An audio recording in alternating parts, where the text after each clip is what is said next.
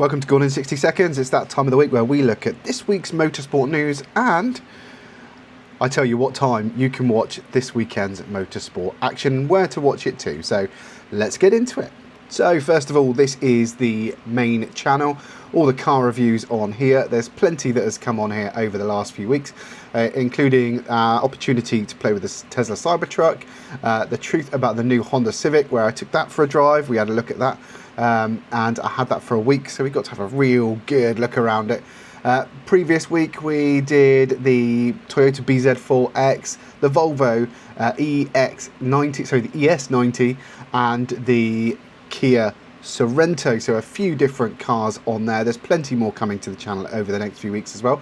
So please do make sure you are subscribed to that one. Then this channel is the Motorsport channel, where we come up with all of the latest news every week, and I tell you, of course, where you can watch the race. So straight into the news. The first news we've got is about Formula E, and there's plenty of news around Formula E because it's going to change. First of all, there's a new calendar with some new races in it, and the most obvious big headline is we've got Brands Hatch taking on the UK round on the 29th and 30th of May 2027. So that is really exciting because it's a real proper old school circuit and we're going to see really quick cars on there. These new Gen 4 Formula E cars are so quick and so cool that they've outgrown the XL Centre, so they needed to move. They're going to Circuit of the Americas, which is also another new circuit for the calendar, so there are going to be some fantastic races here. Zandvoort as well, Madrid, they've got that's Yorama, then you've got Shanghai and Tokyo ending the season. Lots of double headers there as well, and that is also important because the way double headers work has changed. So if we look at this, if you have a double header, there are two different formats, one for the Saturday, one for the Sunday.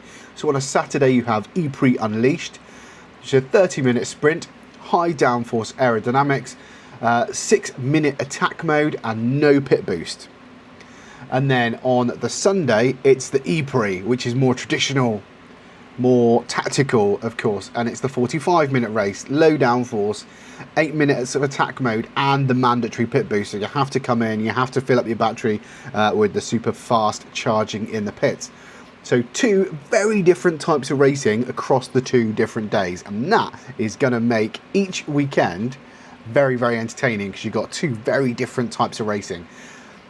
I'm really looking forward to this, and I hope they've got this really right because these Gen 4 cars as well are going to be so quick. So lots to love about that news. Then we're going to get into F1. Mercedes have had to change their floor design because Ferrari have complained. Ferrari basically said that they have had a floor design that they've submitted to the FIA. It was banned, they were told they weren't allowed to run it, and then Mercedes have been running something similar to what Ferrari had checked by the FIA. Ferrari were upset by that, so they've asked for it to be checked, and now Mercedes have changed theirs. Now, Mercedes, of course, had some battery failures. They've traced a lot of that back to one specific component within the battery, and they've brought a fix to the Austrian Grand Prix, which is fantastic for Mercedes. Of course, hopefully it works. They've got enough for themselves, but the intriguing thing is they've only got enough parts to do one McLaren and one Williams as well. So it doesn't say anything about Alpine in here, which I think is quite interesting. So maybe they're not getting it at all yet. Oh no, there it is. Both Alpine drivers, Pierre Gasly and Colapinto, will be running the new specifications. So only one Williams driver will have it, which will be Carlos Sainz. And in the McLaren, it will be Oscar Piastri. So Carlos Sainz, Oscar Piastri, and both Alpines will have the new configuration battery. Could be controversial. Now, here, talking of controversial, are we allowed to say that? The FIA president, what a guy. He has now ended term limits. So a president can now stay for as long as he likes. The thought process is that Mr. Mohammed Ben Sulayem would like to be president of the FIA for the rest of his life. So after last year making it impossible for people to stand against him, now he's changed the rules about how long you can be president for. He's also removed the Ethics and Standards Committee and all the people around him that can tell him no.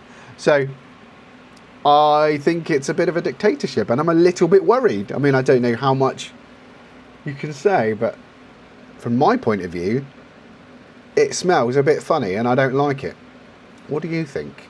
I'm really, really disappointed by the way the FIA is going, because I think there's going to be a problem. There's going to be trouble, and I don't like the way Mohammed bin Sulayem, who obviously loves himself and likes to be on the cameras as much as possible, is running things. I really don't like it. Next up, we have changes to the Red Bull Ring for this weekend's Austrian Grand Prix. So they've had to make the pit lane wall longer because they've added more garages for the extra team, and then lots of other barrier positions, fences, etc. New medical centre, etc, etc. So there is quite a lot that has changed for the Austrian Grand Prix. You've got all the details here. You've got a straight line mode back, and as you were, of course, not like in Monaco, you've got your straight line modes, you have got your overtake mode and everything here. Your straight line mode happens in 4 places, of course. You've got the main straight, that long blast up to turn 3, is it? Then the blast down to 4, and then again on this smaller back straight here before that final double corner. So you've got this extra bit here. So I think that's going to be quite an interesting little battleground there. Now, there's a really interesting podcast. Road to Success podcast is really, really good. I watch that quite often. Rachel Brooks has left Sky F1 with immediate effect.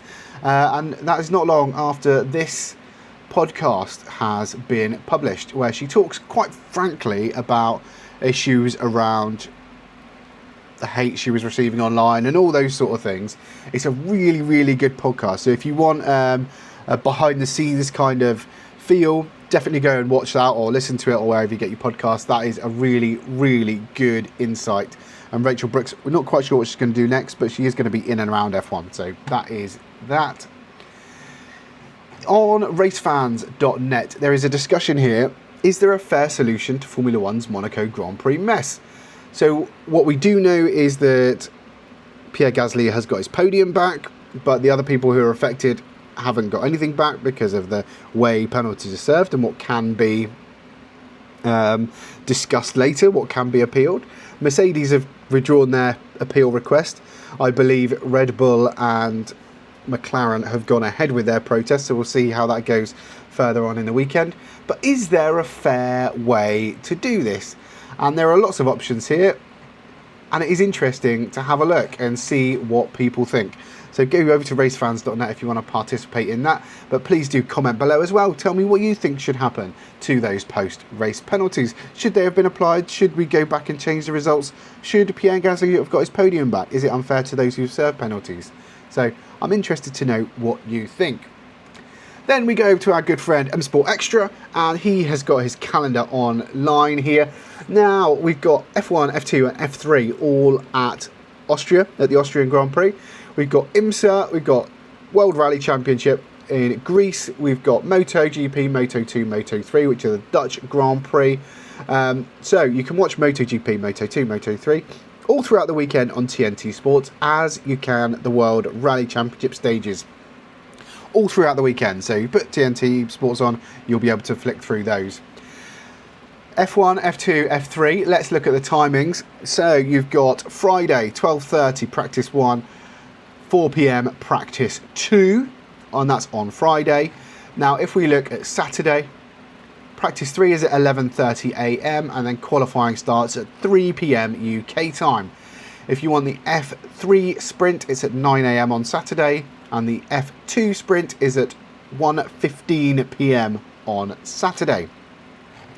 Then on Sunday, the Formula 3 feature race is at 7:30 a.m. in the morning, and the Formula 2 feature race is at 8:50, so 10 to 9 in the morning. Then the Grand Prix starts at 2 p.m. on Sunday, so lights out, away we go at 2 p.m. on Sunday. Normal European times have resumed. So those are your timings for the weekend. Please do make sure you like and subscribe to the channels, and let me know in the comments below any thoughts on the news this week. Thank you very much for watching, and I'll see you in the next one.